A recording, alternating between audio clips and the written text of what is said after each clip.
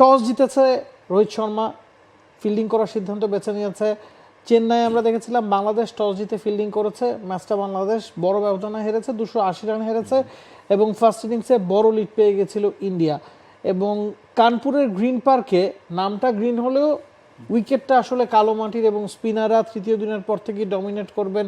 এই ধরনের সিচুয়েশনে টস জিতে রোহিত শর্মা ফিল্ডিং নেওয়ার কারণ কি আসলে ওভারহেড কন্ডিশন এবং শুরুতেই পেসাররা সহযোগিতা পাবেন, সেই উদ্দেশ্যে কি আসলে বোলিংটা বেছে নেয়?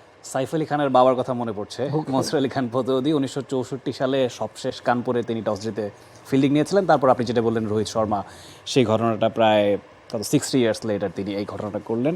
হ্যাঁ, আপনি যেটা বললেন ইনিশিয়ালি বোলারদের সুবিধা তো আসলে কানপুরে রেগুলার বেসিসে থাকে, একটা দুটো সেশনেই সেই সুবিধাটা থাকে। সেই জায়গায় বাংলাদেশের 2টো উইকেট ফার্স্ট সেশনে পড়েছিল, যদিও পুরো খেলাটা হয়নি, বৃষ্টির কারণে খেলাটা দেরি করেই শুরু হয়েছে। সব কিছু মিলিয়ে বাংলাদেশের টপ অর্ডারের চিত্রপট। বসুন্ধরা টিস্যুতে ছাড়ের ছড়াছড়ি। বসুন্ধরা টিস্যু নিয়ে এলো নিশ্চিত ছাড়। তিনজনই আসলে সেভাবে করে খুব যে ইনিংসটা লম্বা করতে পেরেছেন এই জায়গাটা একটা গ্যাপ বাংলাদেশের রেগুলার বেসিসে থেকে যায়। আমরা মমিনুল হককে ওয়ান ডাউনে নামতে দেখেছি, যেটা ব্যতিক্রম। ক্যাপ্টেন শান্ত হয়তো বা 3-এ কমফোর্টেবল কিনা তিনিই বলতে পারবেন। পাকিস্তান সিরিজ থেকে আমরা দেখতে পাচ্ছি এক সাদমানের 93 বা লাস্ট টেস্টে ক্যাপ্টেন শান্তর, হ্যাঁ এক্স্যাক্টলি ওপেনিং পেয়ারটা বাংলাদেশকে ভোগাচ্ছে। সেই জায়গাটায় হয়তো বা আমরা আগেও যেটা বলেছি left hand right hand combination বিবেচনায় জয় হয়তো একটা সুযোগ পেতে পারতেন, বাট টিম ম্যানেজমেন্ট আসলে সেই চিন্তাটা করেনি। দুই বাহাতি ওপেনারকে দিয়েই তারা ম্যাচটা শুরু করেছে এবং তার ফলটাও আসলে খুব একটা প্রসন্ন হলো না।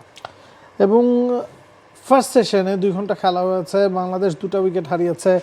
সাদমান এবং জাকির দুজনই আউট হয়েছেন, তবে দুজনকে একটু আনলাকি আসলে বলাই যায়, কারণ জাকির যেভাবে আউট হয়েছেন 50-50 কল ছিল, ক্যাচটা স্লিপে হয়েছিল কিনা সে নিয়ে একটু সন্দেহ ছিল এবং যে ধরনের ক্যামেরা অ্যাঙ্গেল আমরা দেখেছি খুব বেশি নিশ্চিত করে আসলে বলার উপায় ছিল না। সাদমানের ক্ষেত্রে আকাশদীপ প্রায় জোর করিয়েই রোহিত শর্মাকে দিয়ে রিভিউটা নিয়েছেন, খালি চোখে মনে হচ্ছিল হয়তো বলটা বাইরে চলে যাবে, আম্পায়ারও নট আউট দিয়েছিলেন। তবে ডিআরএসে আকাশদীপের মুখে হাসি ফুটেছে, সাদমানকে প্যাভিলিয়নে ফিরতে হয়েছে। সে পর্যন্ত আমরা হয়তো খুব একটা অখুশি ছিলাম না। লাঞ্চে যখন বাংলাদেশ গেছে 75 রান 3 উইকেট, মনে হয়েছে যে ইন্ডিয়া টস জিতে ফিল্ডিং করার সিদ্ধান্ত বেছে নিয়েছে এবং যেই সেশনটাতে পেসাররা খুব বাড়তি সুবিধা পাওয়ার কথা সেটা আমরা কাটিয়ে দিয়েছিলাম। কিন্তু লাঞ্চের পরপরই ইনের বলে শান্তর এলবিডব্লিউ হয়ে যাওয়াটা আসলে বাংলাদেশকে মোটামুটি ব্যাকফুটে ঠেলে দিয়েছে। এখান থেকে আসলে কতটুকু স্বপ্ন দেখা যায়, কারণ ফার্স্ট ইনিংসে আপনি যদি 300-র উপর রান না করতে পারেন সেক্ষেত্রে টস হেরেও যে আপনি ব্যাটিং পেলেন, যেটা শান্ত নিজেই করতে চেয়েছিলেন, সেটা সুবিধা হয়তো খুব একটা কাজে লাগানো যাবে না। নিঃসন্দেহে দেখুন বৃষ্টিটা থেমেছে, এটাই আসলে অনেকটা আশার কথা। কারণ আমরা জেনেছিলাম যে ওয়েদার ফোরকাস্ট বলছিল যে কানপুরে প্রথম 2টো দিনই বৃষ্টিতে ভেসে যেতে পারে। সেই জায়গায় অন অ্যান্ড অফ খেলা হচ্ছে, বৃষ্টি বারে বারে বাগড়া দিচ্ছে, সেটা খানিকটা ডিস্টারবেন্স তৈরি করছে। কিন্তু শুরুটা বাংলাদেশের খুব যে একেবারে খারাপ হয়েছে সেটা বলার সুযোগ নেই। তবে কানপুরের টিপিক্যালি 300-400 প্লাস রান হয়ে থাকে ফার্স্ট ইনিংসে, সেটা না হলেই আসলে দেখা যায় তবে 500 কিন্তু আবার হয় না, আবার 450 কিন্তু হয়। এক্স্যাক্টলি, যেটা আগে হতো 600 প্লাস রান রেগুলার হতো, এখন অনেকটাই চিত্রপট ভিন্ন। লো স্কোরিং টেস্ট ম্যাচে এখানে দেখছে গেল কয়েক বছর ধরে। এবং লো স্কোরিং টেস্ট ম্যাচে যদি আপনি ফার্স্ট ইনিংসে লিড নিতে পারেন সেক্ষেত্রে কিন্তু আপনি অনেকখানি এগিয়ে যাবেন। বাংলাদেশ সেক্ষেত্রে একটা বাড়তি সুবিধা হয়তো পাবে, কারণ ফোর্থ ইনিংসে ইন্ডিয়াকে ব্যাটিং করতে হবে, তো ওই সময় স্পিন যথেষ্ট ধরবে এবং দুই দলের স্ট্র্যাটেজিতেও কিন্তু পরিবর্তন এসেছে। ভারত সেম টিম নিয়ে এই ম্যাচটা খেলছে, তার মানে 3 জন পেসারের সাথে 2 জন স্পিনার, রবিচন্দ্রন অশ্বিন আছেন, জাদেজা আছেন। কুলদীপ যাদব তার ইন্টারন্যাশনাল ক্যারিয়ারের বয়স 7 বছর হয়ে গেছে, প্রথমবার ঘরের মাটিতে খেলার সুযোগ হয়তো তার সামনে ছিল, তবে তার সেই ইচ্ছাটা হয়তো পূরণ হয়নি, কারণ ভারত 3 পেসার নিয়ে গেছে। উইকেটে যেই মুভমেন্ট আছে এবং আর্দ্রতা যেটা আছে, যে ধরনের ওভারহেড কন্ডিশনে আগামী 2-3 দিন খেলা হতে পারে সেটা বিবেচনা করেই কিন্তু ভারত 3 পেসার নিয়ে গেছে। বাংলাদেশ বদল এনেছে 2টা, তাসকিন আহমেদের সাথে নাহিদ রানাকেও আসলে বিশ্রাম দেওয়া হয়েছে। খালেদ এবং হাসান মাহমুদ 2 জনকে রাখা হয়েছে, যেহেতু বাংলাদেশ 2 জন পেসার নিয়ে খেলছে।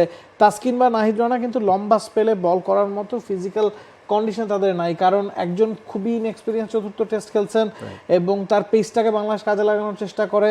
তাসকিন গেল 7-8 বছরের ক্যারিয়ার 14টা বা 15টা টেস্ট খেলেছেন, ইনজুরি সমস্যা দুয়ের আছে, তো লম্বা স্পেলে বল করতে পারে হাসান মাহমুদ এবং খালেদকে নিয়ে কিন্তু বাংলাদেশ এই টেস্টে গেছে। তো বাংলাদেশ যদি ফার্স্ট ইনিংসে কম্পিটিটিভ থাকতে পারে, ফোর্থ ইনিংসের সুবিধাটা নেওয়ার মতো স্পিনার কিন্তু বাংলাদেশ দলে আছে, কারণ বাংলাদেশ 3জন স্পিনার খেলাচ্ছে, সাকিব তাইজুলের সাথে মিরাজও আছেন। তো সে কারণে আসলে ফার্স্ট ইনিংসটা খুব বেশি গুরুত্বপূর্ণ এবং ফার্স্ট 2 দিন যে বৃষ্টির সম্ভাবনা আছে সেটার সাথে মানিয়ে নেওয়াটাও একটা চ্যালেঞ্জ, কারণ অন অ্যান্ড অফ খেলা হচ্ছে, আপনাকে যখন বাইরে যেতে হচ্ছে বৃষ্টির জন্য কিছুক্ষণ পরে আবার নামতে হচ্ছে, সেটাও কিন্তু একটা ইম্প্যাক্ট রেখে যাচ্ছে। নিঃসন্দেহে সেটার ইম্প্যাক্ট আসলে ফার্স্ট সেশনেই অনেকটা দেখা গেছে। 2 ওপেনার আমরা জয়কে দেখেছি 24টা বল খেলে তিনি কোনো রান না করে আউট হয়েছেন। সাদমান হি ওয়াজ লুকিং গুড, 24 রানে তাকে থামতে হয়েছে। মোটের উপর বাংলাদেশকে কিন্তু টপ অর্ডারে অনেক বছর ধরেই খাবি খেতে হচ্ছে। আপনি যদি টপ অর্ডারের স্ট্যাটটা নিশ্চয়ই বলতে চাইবেন, বাংলাদেশ একেবারে নিচের দিকেই আছে।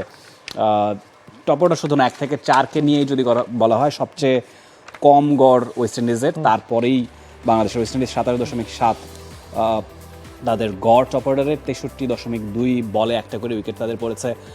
বাংলাদেশ 28 তাদের গড়, 54.5 বল পার উইকেট। তার সাউথ আফ্রিকাকে দেখতে পাচ্ছি 28.6, 58.3 রানে তাদের বলে প্রতি বলে একটা করে উইকেট তার পড়েছে 58.3। সেই জায়গায় বাংলাদেশের এই যে প্রেক্ষাপটটা 28 গড়, এটা নিশ্চয়ই টেস্ট ক্রিকেটে বড্ড বেমানান। টেস্ট ক্রিকেটে টপ অর্ডারদের কাছ থেকে আপনি চাইবেন তারা বড় ইনিংস খেলুক, এবং এক্ষেত্রে West Indies, south Africa, Bangladesh একেবারে গড়ের দিক থেকে খুব কাছাকাছি।